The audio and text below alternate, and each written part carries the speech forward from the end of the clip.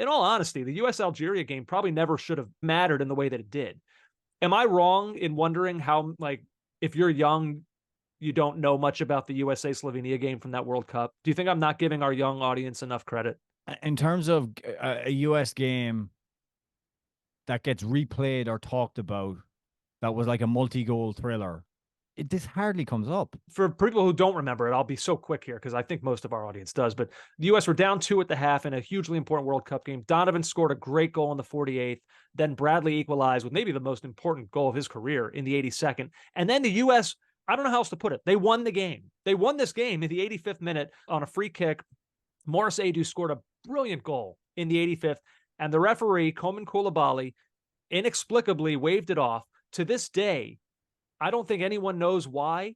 I know Adu said and Donovan have said that they repeatedly asked for explanations. They were given none. No one knows why.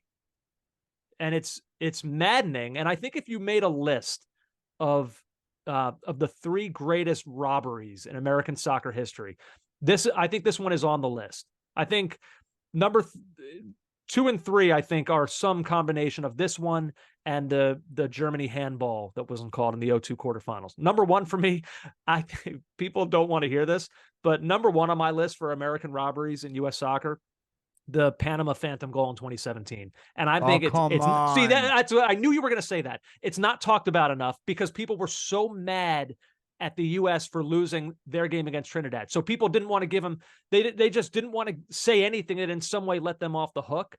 But like in a vacuum, Panama did not score. The ball doesn't go over the line. If there's goal line technology, it's not given. And who knows the sliding doors moment that could be. So like, who knows if Dempsey plays in one more World Cup, what playing in that World Cup in 2018 could have done for Pulisic. I mean, like, we'll never know. But to me, again, people don't want to hear it because we're so mad at the U.S. for not holding up their end. But that phantom goal, it's the greatest robbery in U.S. soccer history.